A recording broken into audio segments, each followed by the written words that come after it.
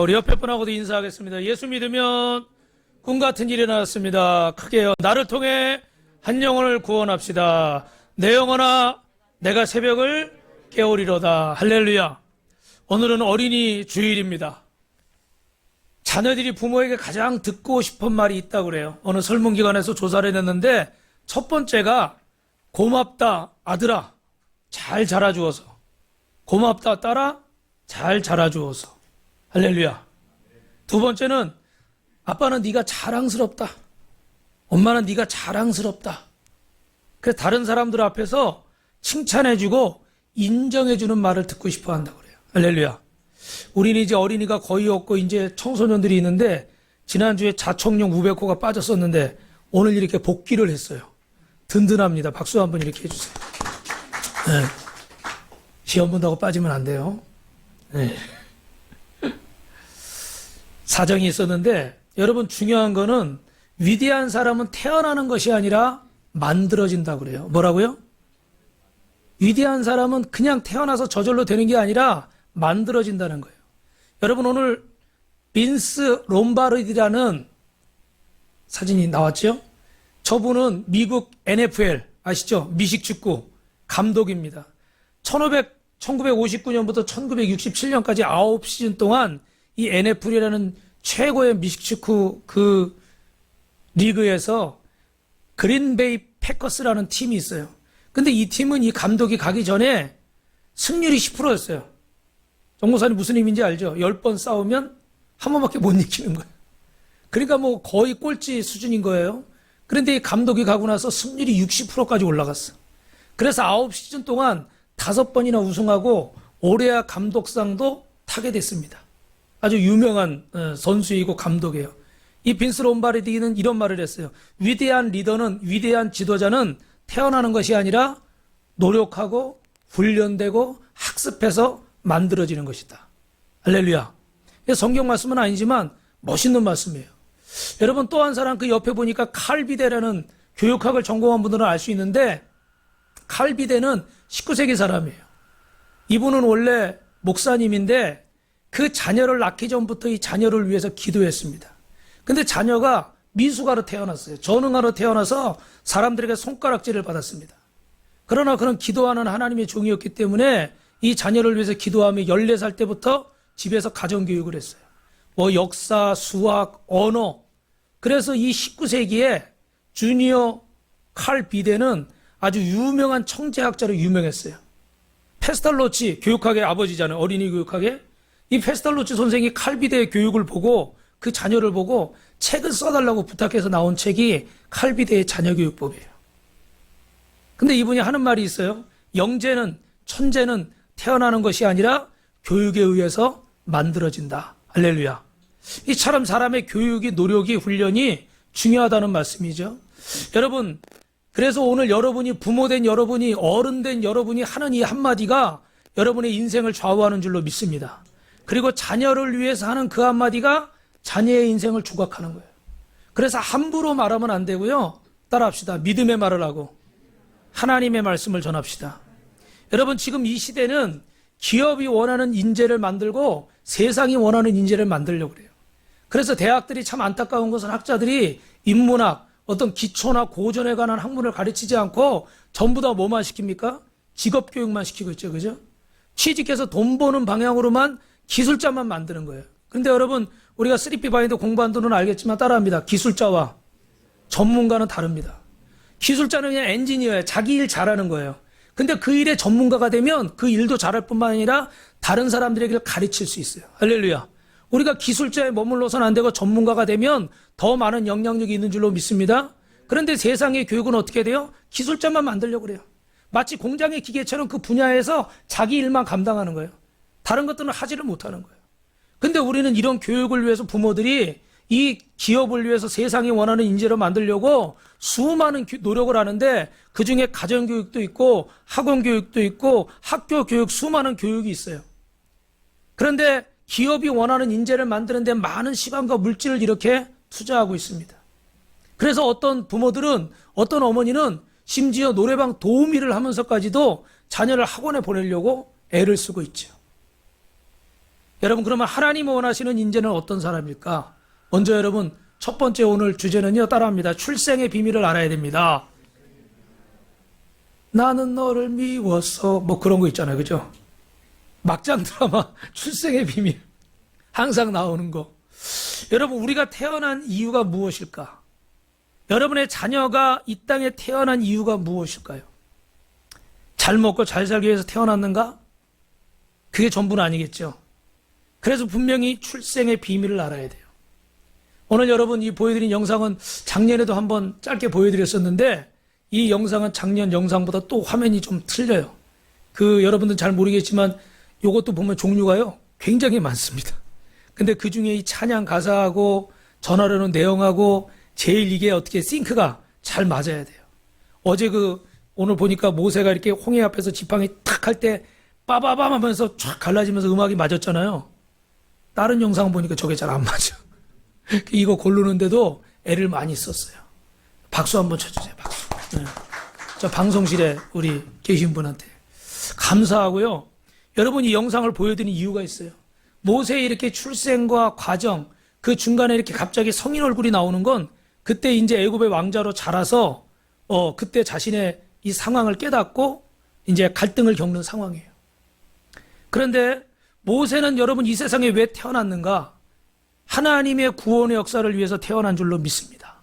이 한 사람의 성장 과정을 보면서 여러분 모세는 젖될 때까지 친어머니에게서 신앙교육을 받다가 그 다음에 이제 어떻게 돼요? 바로가 온 히브리 남자아이들을 죽이라고 그래서 그때 이렇게 바구니에 싸서 이렇게 물에 띄우게 되는 거예요. 심리학에서는 한 사람의 가장 중요한 가치관이 4살 이전에 형성이 된다고 합니다. 어릴 때 가졌던 그 습관과 가치관이 평생을 좌우하는데 사실 여러분 4살 이전이 기억이 납니까? 거의 기억이 안 나죠. 한 5, 6살 정도 돼야 기억이 나지 그전에는 사실 기억이 안 돼요. 그런데 학자들에 의하면 인간에게는 무의식이라는 세계가 있어요. 그죠? 그래서 모든 것을 내가 분석하고 하나하나 어떻게 판단해서만 하는 게 아니라 무의식적으로 반응할 때가 있다는 거예요. 이 꽃을 딱 보면서 꽃이 이쁘다, 안 이쁘다 뭐 이렇게 딱 판단하는 거는 꼭 의식이 아니라는 거예요. 근데 이 꽃이 딱 보니까 이쁘네? 누가 했지? 김은옥 집사님이 하셨네? 이렇게 막 판단하고 사고하고 생각하지 않고 그냥 순간적으로 맛있다, 맛없다, 이쁘다, 안 이쁘다 무조건 반사 있잖아요. 그죠? 여러분 무릎 가지고 학교 다닐 때 해보셨죠? 그죠? 조건 반사가 아니라 무조건적으로 나오는 무의식의 세계가 있다는 거예요. 그래서 생각까지 하지 않고 그냥 머리까지 전달되지 않고 그냥 바로 감각에 의해서 판단을 내려버리는 거예요. 그런데 이런 경험들이 4살 이전에 만들어지는 거예요. 그래서 그 어머니의 말과 그 아버지의 말과 표정과 이런 행동들을 보고 4살 이전에 이미 그 인격이 형성이 돼버리는 거죠. 왜 그런지도 모른 채 그냥 그것을 받아들이게 되는 겁니다. 그래서 어릴 때 신앙교육이 너무나 중요한 거예요. 오늘 모세의 어머니는 아가야, 너는 히브리 사람이다. 너는 하나님의 백성이야. 저기 고난받는 노예 생활하는 저 백성들이 다 너와 같은 민족이고 하나님의 백성들이란다. 너는 이 민족을 위해서 부름받았어. 하나님의 뜻을 위해서 이 땅에 태어났어. 할렐루야. 어릴 때부터 그에게 하나님의 가치관을 심어주는 거예요. 그 다음엔 어떻게 돼요? 바로의 공주의 아들로서 궁전에서 살아가는데 애굽의 학문을 배우는 거예요. 근데 그때 당시는 애굽은 고대 근동에서 가장 강한 나라였기 때문에 거기서 최고의 학문을 배우는 거예요. 그래 여러분 200만 명을 이끈다는 게 얼마나 대단한 일이에요. 그죠? 이스라엘 백성을 출애굽해서 200만 명을 40년간 가나안 땅으로 이끈다? 이게 아무나 할 수 없는 일이죠. 그런데 이런 일이 가능했던 것은 바로 이 애굽의 왕자로서 그때 당시 최고의 교육을 받았던 거예요. 우리는 이런 생각을 종종 할 수 있습니다. 하나님을 믿는데 세상 교육이 뭐가 필요한가? 죄송하지만 저도 한때 조금 이렇게 한쪽으로 치우친 편협한 생각을 한 적이 있었습니다. 하나님의 일을 하기 위해서 성경을 알면 되지 뭐 세상의 학문이 그렇게 중요한가? 그런데 여러분 저와 여러분이 일하는 곳이 어디입니까? 삶의 현장이 어디예요? 하늘나라예요? 세상이잖아요. 그죠? 여러분이 속해 있는 직장이고 여러분이 속해 있는 사업장이고 학교고 가정인 거예요. 그러니까 그 안에서 우리가 무엇으로 섬기겠습니까? 마음만 가지고 열정만 가지고 되는 게 아니에요. 여러분 왜 유명 정치인들이나 연예인들이나 뭐 이런 사람들이 간증 집회 같은 데 막 올까요? 그 사람들이 어떻게 돼요? 영향력이 있는 거예요. 할렐루야. 그저 수원의 여기 근처에 어느 교회는 이름이 뭐죠? 뭐 배우 이렇게 남자분 있잖아요. 예진 씨 누구죠? 배우? 유준열 씨가 여기 교회 다닌다는 거예요? 저는 옛날에 그 누굽니까? 갑자기 얘기하려니까 생각이 안 나네. 그 온누리 교회 보니까 지금 우리나라 못 들어오는 유승준. 여러분 어떻게 그래 잘하셔요? 예. 맨날 기사만 보나 봐. 저도 이름 알았는데 순간 생각이 안 났어요. 그 친구 그때 한번 본 적이 있는데 막 거기 보디가드들이 막 경계선을 치고 있어. 2층에 그 구석에 앉으면 경계선을 치고 있고 이쪽에 막 청소년들이 몰려가지고 어마어마해요. 뭐 그게 가장 좋은 거라고 얘기는 할 수는 없겠지만 우리 교회에도 유진열 씨 같은 형제가 한 명 오면 야 그의 아이들이 엄청 또 이렇게 따라올 거예요. 그죠? 좋은 쪽으로 해석을 하면 영향력이 있는 거예요. 할렐루야. 그래서 복음을 전할 때 우리가 이런 세상의 것을 꼭 뭐 나쁜 의도로 이용하는 것이 아니라 하나님의 방법으로 이용해야 되는데 다시 말하면 도구가 있어야 된다고요. 그래서 오늘 이 젊은이들은 청년들은 우리 학생들은 더 열심히 공부하고 노력하시길 주님의 이름으로 축원합니다. 할렐루야. 다음 세대인 이 자녀들이 학생들이 하나님 앞에 청년들이 잘 세워지면 하나님이 그들을 통해서 일하실 줄로 믿습니다. 근데 일하고 싶어도 도구가 없는 거예요. 제가 이렇게 교회 이렇게 인테리어 이런 거 하면서 보니까 목수들 일 참 잘하시잖아요. 막 20만 원, 30만 원 일당이 막 이렇잖아요. 보니까 다 무슨 빨이에요? 전문 용어 아시죠? 다 장비빨이더라고. 그 차 뒤에 장비가 하다못해 무슨 대패도 삼각형으로 이렇게 가는 대패도 있더라고요. 너무너무 이뻐서 야 이거 어떻게 했나 봤더니 다 장비빨이더라고. 우리도 장비 있으면 흉내는 낼 수가 있어. 도구가 있어야 되는 거예요. 도구가. 오늘도 여러분 이 음향이 참 오늘 음악이 멋있잖아요. 그죠? 오늘 제가 올리라고 안 해도 저는 이렇게 좀 극장 사운드 같은 게 좋더라고요. 그래서 이런 장비들이 있으니까 하나님 앞에 또 어떻게 영광을 돌리죠. 물론 우리 교회는 성전이 크지 않으니까 이 마이크가 굳이 없어도 얼마든지 뭐 설교를 할 수 있지만 정말 많은 사람들이 모인 곳에서는요 이런 장비가 없어서는 할 수가 없겠죠. 저와 여러분이 하나님이 쓰시는 도구가 돼야 돼요. 그러려면 저와 여러분이 있는 곳에서 우리가 훈련받고 교육받고 준비돼야 될 줄로 믿습니다. 하나님은 이 모세에게 이런 과정을 주신 거예요. 그 순간에는 몰랐죠. 그런데 모세가 세상 교육을 다 마쳤을 때 어떤 일이 났어요? 우리 히브리서 11장 24절 26절 한번 같이 읽어보겠습니다. 믿음으로 모세는 장성하여 바로의 공주의 아들이라 칭함받기를 거절하고 도리어 하나님의 백성과 함께 고난받기를 잠시 죄악의 낙서를 누리는 것보다 더 좋아하고 그리스도를 위하여 받는 수모를 애굽의 모든 보화보다 더 큰 재물로 여겼으니 이는 상 주신이심을 바라봅니다. 할렐루야. 저는 저 말씀을 참 여러 번 읽었는데 오늘 특별히 이 말씀이 은혜가 되더라고요. 여러분 칭함받기를 거절했다. 바로의 공주의 아들이라 왕자로서 그는 바로 공주의 아들이었기 때문에 왕이 될 수도 있고 아니 왕이 안 되더라도 미래가 보장되어 있습니다. 그럼에도 불구하고 그는 하나님의 백성들과 함께 고난받고 하나님의 사람으로 살기로 했어요. 여러분 그의 미래가 보장될 수가 있었어요. 모세 네가 이스라엘 사람인 것을 부정해라. 너의 출신을 부정하고 애굽을 너의 조국으로 생각해라. 그러면 네가 원하는 거 네가 바라는 거 최고의 것들을 다 누릴 수가 있다. 그런데 오늘 25절에 뭐라고 그래요? 도리어 하나님의 백성과 함께 고난받기를 잠시 죄악의 낙수를 누리는 것보다 더 좋아하고 그리고 거기 26절에 보면 그리스도를 위해 받는 수모를 애굽의 모든 보화보다 더 큰 재물로 여겼으니 이는 뭐예요? 상 주심을 바라봅니다. 저는 이 말씀이 얼마나 은혜가 되는지. 여러분 예수님 믿으면서 받는 여러 가지 어려움과 아픔들이 있는데 그것을 이 땅에서 누리는 그 어떤 보화 대단한 것보다 더 큰 재물로 여겼대요. 여러분 세상의 재물보다 하나님이 저와 여러분에게 주시는 것들을 더 큰 것으로 여기시기를 주님의 이름으로 축원합니다. 그래서 상 주시는 주님을 바라봤기 때문에 이 땅에서 좀 잘 먹고 이 땅에서 좀 잘 살고 이 땅에서 좀 잘 되고 그런 거에 연연하지 않았다는 거예요. 지금 당장 내가 얼마나 잘 나가느냐, 내가 원하는 걸 얻느냐, 이거에 연연하지 않았다는 거예요. 이것보다 더 중요한 것은 하나님의 상 주심을 바라봅니다. 할렐루야.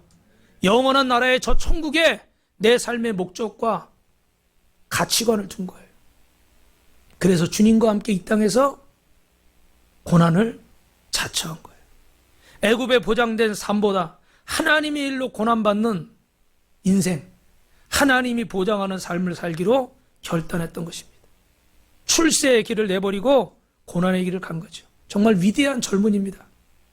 여러분, 이만하면 세상이 원하는 인재가 아니겠어요? 그런데 아이러니한 것은 여러분, 오늘 본문에 보면 모세는 아직 하나님이 쓰시기에 준비된 인물이 아니었어요. 우리 출애굽기 2장 11절 12절 한번 읽어볼까요? 시작.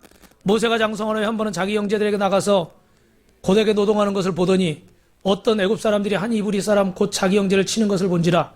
좌우로 살펴 사람이 없음을 보고 그 애굽 사람을 쳐 죽여 모래 속에 감추니라. 자기 백성이 고난당하는 현장을 보니까 애굽의 관리가 막 히브리 사람, 아까 여러분 영상에 보셨죠? 막 때리고 막 이렇게 핍박하고 있는 겁니다. 그 순간 의분이 생긴 거예요. 의로운 분노가 일어난 거예요. 그래서 내 백성을 괴롭혀. 그리고 어떻게 달려들어서 그 애굽 관리를, 군사를 죽여버린 거예요. 좌우를 살펴보니까 어떻게 돼요? 사람이 없어요. 그래서 어떻게 해요? 아무도 안 본 줄 알고 땅에다 묻어버린 겁니다. 근데 다음날 나갔더니 또 히브리인들이 또 싸우고 있는 거야. 자기 동포들이. 그래가지고 야, 이 바보들아, 왜 여기까지 끌려와서 노예살이 하면서 서로 싸우고 그래? 하지 마! 그랬더니 그 중에 한 명이 뭐라고 그래요? 야, 네가 우리를, 누가 너를 우리 뭐 재판관으로 세웠냐? 리더로 세웠냐? 어제는 애굽 사람을 쳐 죽이더니 오늘은 우리 동족을 죽이려고 그러냐? 나를 죽이려고 그러냐? 뭐 이런 식으로 막 달려드는 거예요. 순간 깜짝 놀랐어요. 아무도 못 본 줄 알았는데 본 거예요. 그리고 오히려 모세는 자기들을 위해서 애굽 관리를, 괴롭히는 관리를 처치했는데 오히려 그들은 자신의 비밀을 큰 소리로 밝혀버리고 있는 거예요. 그래서 아까 모세가 이렇게 광야로 도망가는 내용이 나오죠. 그죠? 바로 왕의 입장에서는 어때요? 어릴 때부터 이렇게 키워가지고 왕자 삼고 제일 좋은 거 먹이고 제일 좋은 곳 입히고 왕자로서 참 멋있게 살게 했는데 자기 히브리 민족을 위해서 애굽의 관리를 죽였어요. 그러면 결국 애굽의 바로 왕을 향해서 반기를 튼 거잖아요. 히브리 민족을 선동해서 이제 바로에게 대항하려는 것으로 생각할 수가 있는 거예요. 그 바로 왕의 사랑이 증오로 바뀌는 겁니다. 모세는 히브리 백성들에게 버림받고 애굽에서 버림받았습니다. 그래서 광야로 가는 거예요. 이게 모세의 세 번째 교육이에요. 첫 번째 교육은 뭐였어요? 어머니에게서 신앙 고백을 받은 거예요. 요괴베드. 두 번째는 어떻게 돼요? 애굽에서 세상적인 최고의 학문 교육을 받은 거예요. 그리고 마지막 세 번째가 광야에서 하나님께 받는 광야의 교육입니다. 할렐루야. 여러분, 모세만 그럴까요? 그렇지 않습니다. 우리가 하나님을 일을 하면서 세상 지식이 중요하지만 세상 지식만 가지고 또 하나님의 일을 할 수가 없어요. 영적인 일을 하기 위해서는 더 교육이 필요한데, 그러면 하나님은 광야에서 어떤 교육을 시키실까?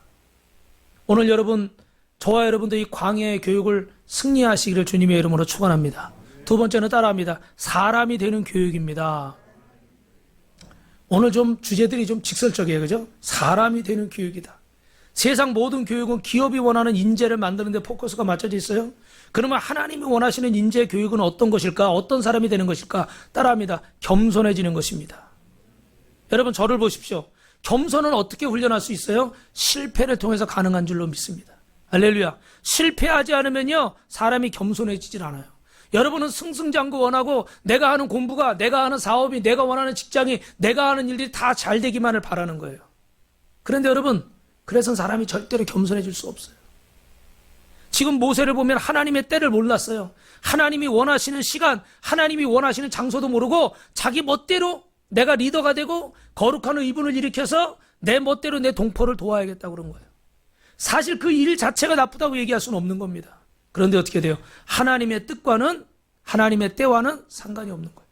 우리도 거룩한 의분이 일어나서 내가 이 나라 독립을 위해서 아니면 민주주의 정의를 위해서 아니면 우리 동네에 어떤 불의한 일이 일어났는데 어떤 일을 위해서 아니면 우리 교회에 어떤 잘못된 일을 고치기 위해서 여러분 안에 거룩한 의분들이 일어날 수 있어요. 그러나 우리가 기도하고 하나님 앞에 무릎 꿇어야 되는 이유가 뭐예요? 이것이 하나님의 뜻인가? 아멘이 안 나오네요. 지금이 하나님의 때인가? 지금 이 얘기를 주님이 하기 원하시는가? 묻고 또 물어야 돼. 제가 존경하는 우리 스승 목사님은 항상 무슨 말을 하려고 그러면 대답을 빨리 안 해. 속이 터져요. 뭐 하다가도 이러고 있어요. 저 같은 사람 아주 숨이 넘어가요. 처음에는 적응이 안 되더라고. 근데 조금 지나니까요. 아, 그때마다 주님께 물으시는구나. 할렐루야. 얼마든지 말할 수 있어. 그래서 저는요, 설교하다가 그전에는 어땠냐면요, 머릿속에 생각이 나잖아요. 이걸 해야 될까 말아야 될까 그러면 생각났으니까 하자. 그리고 해버렸어. 근데 대부분 성도들의 표정이 안 좋아. 왜냐하면 대부분 무서운 얘기거든요. 11조 똑바로 해라. 그런 이렇게 신앙생활하고 되겠느냐. 들어보면 대부분 그런 말씀이에요. 근데 지금은요, 생각이 나도 어떻게 돼요? 머릿속으로 주님 할까요 말까요? 주님 뭐라고 그러셔요? 참아라. 참어. 여러분이 죄송한데 무서워서 참는 게 아니고 그 어떤 것보다 영혼이 중요하기 때문에 주님이 기다리시는데 제가 안 기다리면 안 되잖아요. 근데 그전에는 제가 못 기다렸어. 왜냐면 내 생각이 옳고 내가 아는 게 옳고 내 뜻이 옳다고 생각했어요. 그런데 그렇게 안 되더라고요. 분명히 맞는 얘기인데 깨닫고 회개하는 게 아니라 시험 들어 등 돌려버리더라. 그 처음에는 이 사람이 이거 잘못됐고 믿음도 없고 이렇게 생각했어요. 근데 그런 실패들을 겪어보니까 그게 아니구나. 영혼이 더 소중하구나. 하나님이 맡기신 교회인데 영혼이 더 소중하고 하나님이 기다리시는데 내가 왜 못 기다려서 이렇게 난리를 치는가. 결국은 내 의가 너무 많았던 거죠. 지금도 그런 곳이 많이 있을 거예요. 그죠? 모세는 40이 되었고 공부할 거 다 했습니다. 이제는 최고의 학문을 배웠으니까 얼마든지 나가서 일할 수 있을 때라고 생각했을지 모르겠어요. 하나님이 세워주시기 전에 스스로 지도자라고 착각했는지 모르겠어요. 그런데 모세는요, 다른 부분에서는 교육이 됐을지 모르지만 하나님의 때를 몰랐던 것 같아요. 하나님의 방법도 몰랐던 것 같아요. 애굽의 그런 구조적인 폭력에 대항해서 모세는 의분을 일으켜서 자신의 육적인 힘과 감정을 동원해서 이걸 해결하려고 그러는 거예요. 여러분, 모세만 그런 게 아니에요. 저와 여러분도 그럴 수 있고 세상만 그런 게 아니라 교회도 얼마든지 이런 일이 일어날 수 있어요. 얼마나 명분이 좋아요? 내 동포를 위한 희생이고 교회를 위한 희생이고 내가 이렇게 화를 내고 의분을 내는 것은 내가 당연한 거야. 그런데 모세의 의분은 어설프기 짝이 없어요. 사단이 귀에 속삭이는 대로 폭력에 대해 폭력으로 맞서버리는 거예요. 그런데 해결이 됩니까? 해결이 되지 않아서 광야로 도망가는 거예요. 오늘 출애굽기 2장 16절 말씀 같이 있습니다. 시작. 미디안 제사장에게 7달이 있었더니 그들이 와서 물을 길어 구유에 채우고 그들의 아버지의 양떼에게 미디안 광야에 가보니 거기도 폭력이 있는 거예요. 강한 남자들이 여자들 목동들을 괴롭히며 행패를 부리고 그 양들이 물을 못 먹게 하는 거예요. 그런데 모세가 폭력에 대응하는 방법이 옛날하고 좀 달라졌어요. 옛날 같으면 또 어떻게 돼요? 왕자니까 무술도 아주 제대로 된 무술을 배웠겠죠. 그런데 그렇게 반응하지 않고 17절에 뭐라고 그래요? 시작. 일어나 그들을 도와 양떼에게 물을 먹인다. 할렐루야. 할렐루야. 뭐 그 자세한 내용은 나와 있지 않지만 분명한 거는 싸웠다는 이야기는 없어요. 그죠? 그리고 도와주는 겁니다. 근데 이렇게 아버지가 보니까 이 평소보다 딸들이 일찍 온 거예요. 그래서 어째서 이렇게 일찍 왔느냐 그러니까 어떤 애굽 사람이 우물가에서 우리를 도와줘서 우리가 이렇게 양들에게 물을 먹이고 일찍 왔습니다. 그랬더니 야 그러면 그런 사람을 보트가면 어떠냐. 빨리 가서 그분을 모시고 와라. 인사를 해야지. 그래서 막 잔치를 베풀어주고 막 그러는데 이 총각이 마음에 드는 거예요. 그리고 총각도 우리 딸들 중에 또 마음에 드는 십보라라는 그런 딸을 또 마음에 들어 하는 거예요. 할렐루야. 그래서 어떻게 돼요? 결혼을 시켜가지고 그 집에 살게 되는 거죠. 여러분 여기서 저를 보세요. 이런 생각을 한번 해볼 수가 있어요. 모세가 폭력을 폭력으로 대항하다가 결국은 어떻게 모든 걸 잃어버리고 왕자의 자리를 잃어버리고 고향을 잃고 도망자가 되었어요. 그런데 이 폭력에 폭력으로 맞서지 않고 비폭력으로 나갈 때 새로운 고향을 얻게 되고 새로운 인생을 살게 된 줄로 믿습니다. 여러분 모세는 꿈도 깨지고 비전도 깨지고 민족을 구원하겠다는 야망도 깨졌어요. 남자의 자존심도 상해서 자기 자신 하나도 챙길 수가 없어서 처가살이하고 그 처갓집에서 양을 키우는 그런 목동이 되었습니다. 한때는 애굽의 왕자였던 사람이 낮아지고 또 낮아지고 부서지고 또 부서져서 모든 것이 산산이 깨져버린 거예요. 그런데 이런 실패를 통해서 겸손해지는 거예요. 혹시 여러분 여러 가지 실패를 겪으셨다면 감사하시기 바랍니다.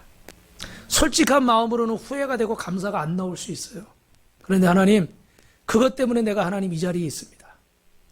그것 때문에 내가 하나님을 인정하게 되고 그것 때문에 내가 구원받고 그것 때문에 앞으로 내 인생이 달라질 줄로 믿습니다. 할렐루야. 우리는 시계를 보고 날짜를 보고 연도를 보면서 내가 지금 몇 살이고 요번에 대통령이 바뀌니까 감사한 일이 하나 있죠. 그죠? 이제는 나이를 만으로 한다고 그러잖아. 아직 생일이 안 되신 분들은 2살씩 줄 수가 있어요. 조금만 기다려요.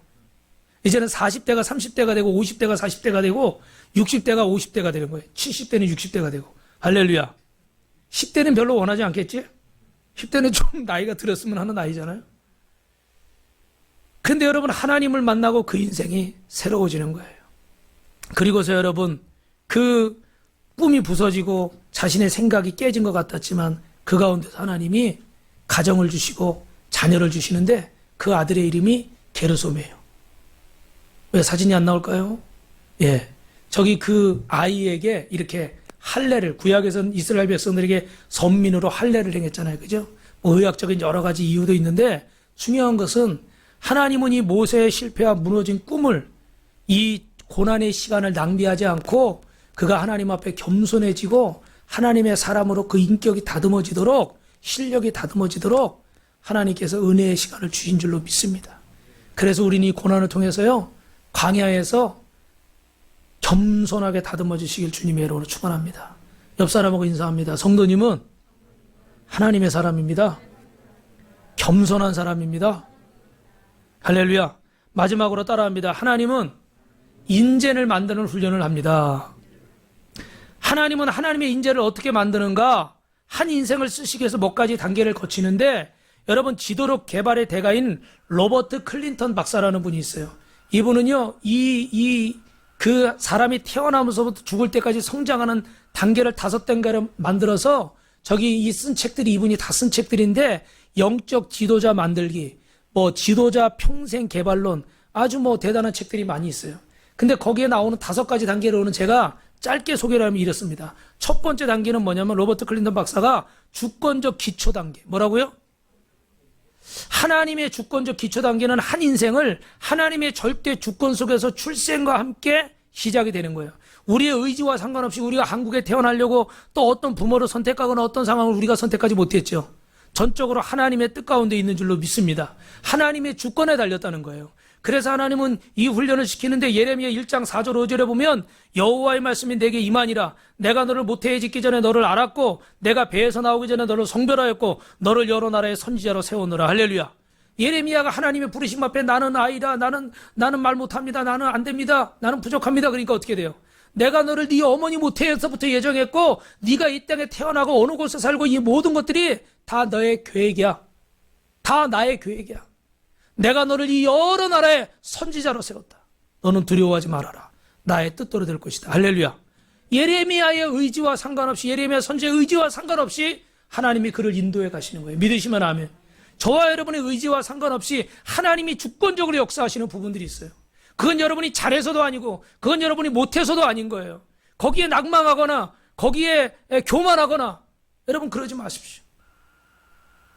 내가 한 것이 아니기 때문에 교만할 것도 없고 내가 부족해서 이 길로 가는 게 아니라 하나님의 뜻이 있는 거기 때문에 낙심하지 말고 감사하시길 주님의 이름으로 축원합니다. 보이는 게 전부가 아니라는 거예요. 영의 세계가 있고 영원한 하늘나라가 있는 줄로 믿으시면 두 손 들고 아멘 하시기 바랍니다. 할렐루야. 그리고 두 번째 단계는요, 내적인 성장의 단계예요. 뭐라고요? 참 이 단계가 어려운 거예요. 이 자신을 훈련해야 되는데 사람들은 훈련받기를 싫어하는 거예요. 하나님이 내적인 훈련의 단계를 통해서 세 가지 자녀들의 성품을 훈련하는데 따라합니다. 진실성.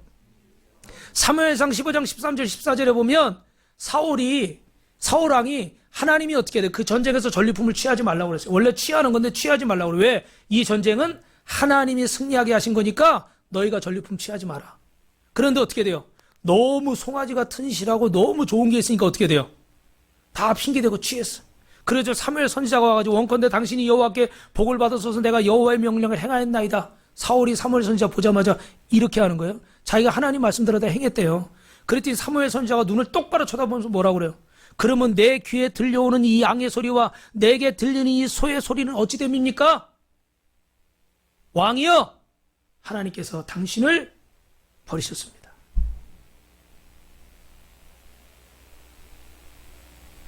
하나님은요, 우리를 진실되게 만드시려고 훈련하셔요. 거짓된 걸 용납하지 않으세요. 아멘. 부담스러울 수 있지만 거짓된 마음 가지고 이 강단에 하나님 쓰는 거 원치 않으세요. 혹시 제가 혼자 그냥 거짓되고 잘못하면서 그냥 어떻게 한번 쓸 수는 있을지 몰라요. 그러나 계속 그렇게 쓰는 걸 용납하실까요? 용납하지 않으시죠. 어느 순간에 한 번이 됐든 두 번이 됐든 10번이 됐든 어느 순간은 하나님이 손을 보셔요.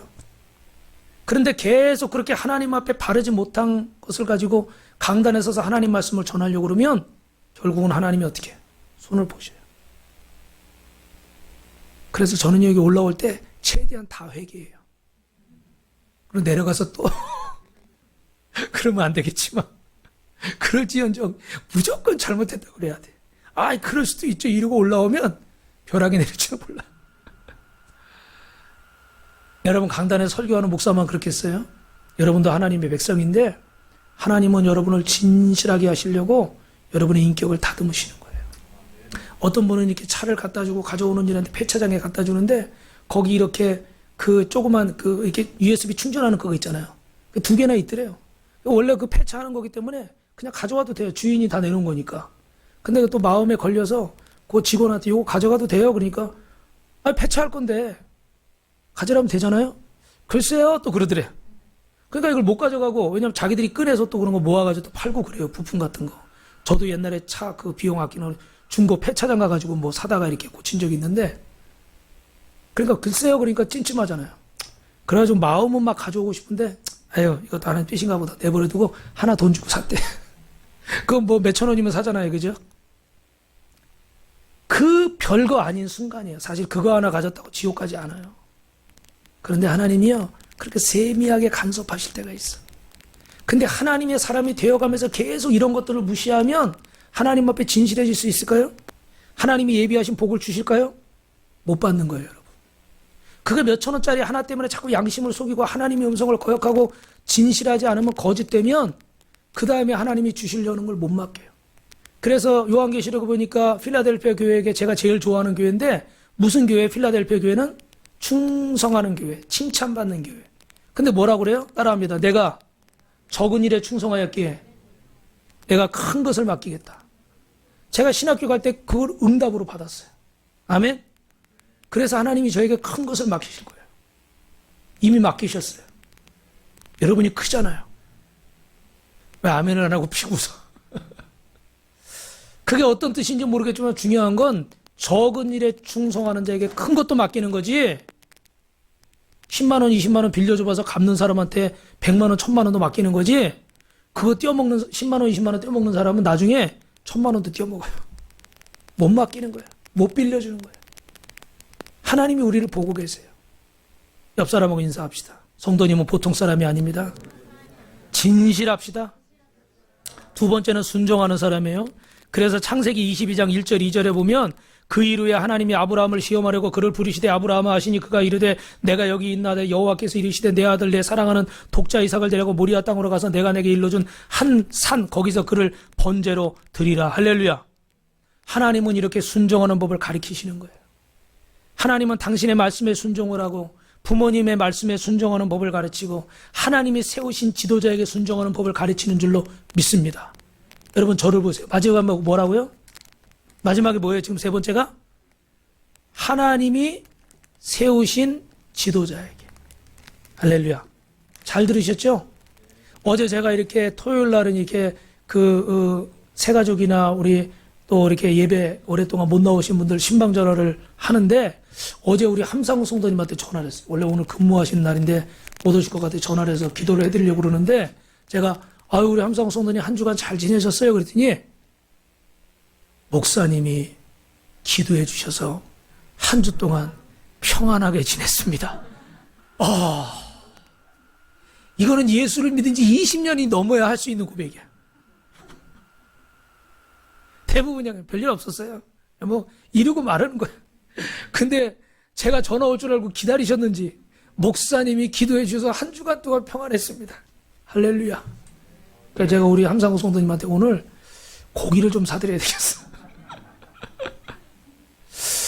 근데 여러분 이런 고백이 물론 뭐 예의상 인사하려고 한 것도 있겠지만 또 마음에서 우러나서 나올 수도 있죠. 근데 정말 여러분 마음속에서 그렇게 우러나면 복은요 분명히 말하는데 목사가 주는 게 아니라 복은 빌어주지만 복은 누가 주세요? 하나님이 주셔요. 근데 하나님의 마음을 흡족해하고 부모님의 마음을 흡족해하고 하나님이 세우신 리더의 지도자의 마음을 흡족해하면 그 마음을 하나님이 아실까 모르실까? 하나님이 아시는 거예요. 그래서 복이 가는 거예요. 목사가 능력이 있어서 여러분에게 기도해주면 복이 가는 게 아니고 하나님의 뜻 가운데 여러분이 행하기 때문에 그래서 복을 받는 거예요. 할렐루야. 세 번째 마지막으로 말씀에 대한 훈련과 검증. 한 주간 또 여러분 어떻게 지내셨어요? 굉장히 바쁘게 지내셨을 거예요. 그죠? 여러 가지 일들이 많았을 거예요. 그런데 여러분 우리 성도가 세상을 살아가는 힘은 돈이 아니고 권세가 아니고 육체의 힘이 아닌 거예요. 이렇게 어려운 시대에도 우리 성도가 살아가는 힘은 말씀의 떡을 먹어야 될 줄로 믿습니다. 그래서 예배를 사모하고 기도의 자리에 나오고 하나님을 찾아야 되는 거예요. 사랑하는 성도 여러분, 주님의 이름으로 부탁을 드려요. 여러분이 새벽을 깨우시고 여러분이 시간을 내고 마음을 들여서 수요 예배도 금요 예배도 열심으로 나오시길 주님의 이름으로 축원합니다. 그리고 집에서도 큐티하고 말씀 보고 기도하고 틈날 때마다 자꾸 뭐 유튜브만 쳐다보고 자꾸 아까 본 기사 또 보지 말고 아까 봤잖아요. 그러니까 그 이름을 다 외우는 거야. 자꾸 보니까. 예수님의 12제자라고 그러면 지금 아마 몇 사람 대답 못할 거예요. 그러니까 하나님 앞에 시간이 없어서 못하는 게 아니에요. 솔직히. 시간은 있는데 다른 데 쓸 시간은 있고 주님께 쓸 시간이 없다 그러는 거예요. 근데 우선순위가 바뀌어야 되는 거 여러분 아시잖아요. 그죠? 그래서 주님 앞에 먼저 말씀을 듣는데 왜? 여러분의 영혼을 위해서요. 영혼을 위해서. 말씀을 먹어야 영혼이 세워지거든요. 그래야 육신도 건강해질 수 있어요. 믿으시면 아멘. 마음이 병들면 어떻게 해요? 몸도 병들더라고요. 그래서 하나님 말씀을 먹어야 되는 거예요. 여러분 아까 우리 로버트 클린턴 박사님이 얘기한 세 번째 단계는요. 처음에 하나님의 주권적인 거, 두 번째 내적인 거, 세 번째 사역에서 성장하는 거예요. 결론적으로만 말씀드리면 여러분 기억하십시오. 일이 중요한 게 아니고 직분이 중요한 게 아니고 하나님은 그 과정을 통해서 인격을 만드시는 줄로 믿습니다. 저도 그 전에 사실 서울의 강남에 있는 큰 대형 교회에서 교역자 직원만 한 200명이 되거든요. 그러니까 사실 회사 같아요. 서로 경쟁이 아주 보이지 않는 경쟁이 굉장히 심해요. 그래서 어떤 것들을 맡거나 어떤 부서를 맡거나 어떤 일을 하거나 설교를 하면은 항상 어떻게 돼? 내가 경쟁에서 이겨야 돼. 더 뛰어나야 되고 잘하고 싶고. 그리고 그 결과가 나를 평가받는다고 생각하니까 거기에 목숨을 걸고 했어요. 그러다 보니까 여러분 어떤 면에서 좋은 부분도 있겠지만 주님의 일이 되지 못하고 뭐가 된 거예요? 미니스트리, 거룩한 사역이 되지 못하고 워크, 그냥 일이 돼버린 거예요.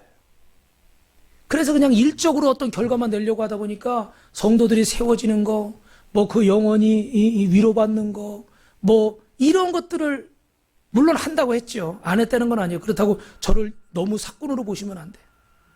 근데 지나고 나서 보니까 그렇게 됐더라는 거예요.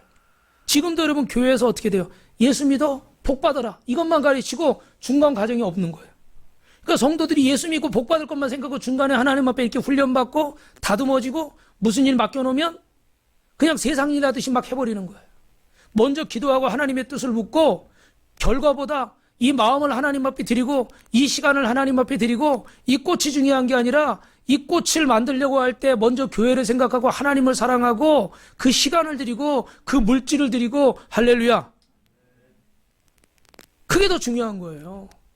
여러분이 사 먹는 음식도 얼마든지 맛있고 좋지만 어때요? 부모님이 어머님이 집에서 끓여준 된장찌개 김치찌개 우리 식구들은 김치찌개를 그렇게 좋아해요. 그래서 사모님이 뭐 먹을 거 없다 그러면 김치찌개 끓여놔 버려. 그걸 먹을 때 어떻게 돼요? 반찬은 가지수는 더 적어도 내 몸이 살찌고 마음이 평안하고 행복한 거예요. 왜요? 그 안에 사랑이 들어있고 정성이 들어있거든요. 근데 주님의 일을 할 때 우리가 이걸 잊어먹으면 안 되는데 이거 잊어볼 때가 많아요. 따라합시다. 사역을 통해서 인격과 신앙이 성숙됩니다. 네 번째 단계가 생애 단계고 마지막 다섯 번째 단계가 수련 과정인데 이건 이제 열매가 맺히고 내가 했던 모든 은사와 경험과 기질과 모든 것들을 가지고 최고의 것을 하나님 앞에 드리는 그런 단계입니다. 그런데 대부분은 이런 5단계, 4단계 이르지 못하고 2단계, 3단계에서 멈추어 있어요. 이런 내적인 훈련이나 아니면 그 앞에서 사역에서 정말 하나님 앞에 이 훈련받는 2단계에서 멈추어 있어요. 왜 그럴까요? 사람들이 훈련 자체를 싫어하는 거예요. 교회 와서도 그냥 가정없이 조금 전에 말씀드린 것처럼 결론만 예수 믿고 구원받고 축복받아라. 그러니까 오랜 시간 신앙생활을 해도 변화되질 않는 거예요. 그냥 말씀도 이렇게 듣고 좋은 얘기네, 나쁜 얘기네, 감동이네, 재밌네, 그냥 이러고 가버리는 거예요. 훈련이 되질 않아요. 그래서 직분이나 일을 주시는 목적이나 사역의 열매나 성과가 하나님 앞에 제대로 인격 성숙으로 나타나질 않는 거예요. 교회 봉사를 할 때도 하나님과 깊은 인격의 만남에 초점을 두시기를 주님의 이름으로 축원합니다. 그래야 교회 안에서 사역하다가 서로 원망하고 시비 걸고 갈등하는 일이 없는 거예요. 그런데 하나님 앞에 이런 인격적인 훈련을 받지 못하니까 수삼 년을 예수 믿고 사역을 해도 시험 드는 꼴이들이 많아지는 거예요. 사랑하는 성도 여러분, 말씀을 마치겠습니다.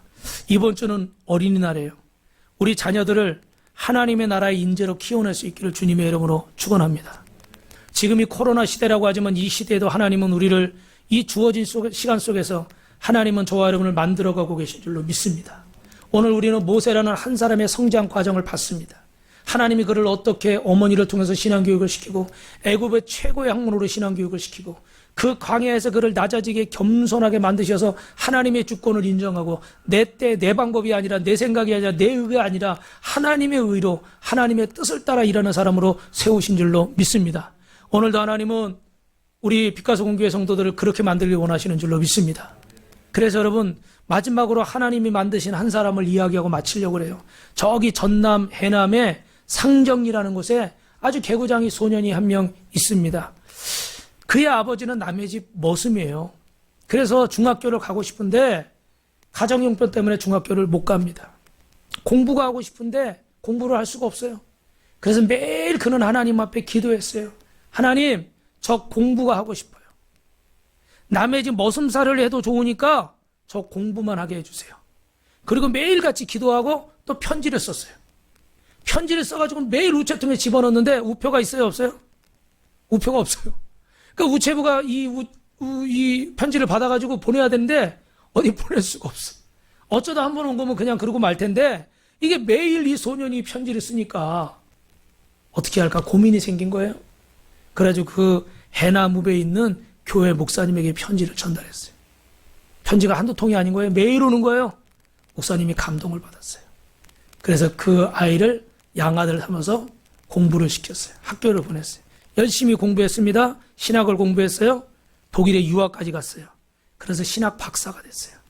그분이 우리 한신대 오영석 총장님이에요. 할렐루야. 할렐루야. 여러분, 하나님은 오늘도 하나님의 사람을 세워가시는 줄로 믿습니다.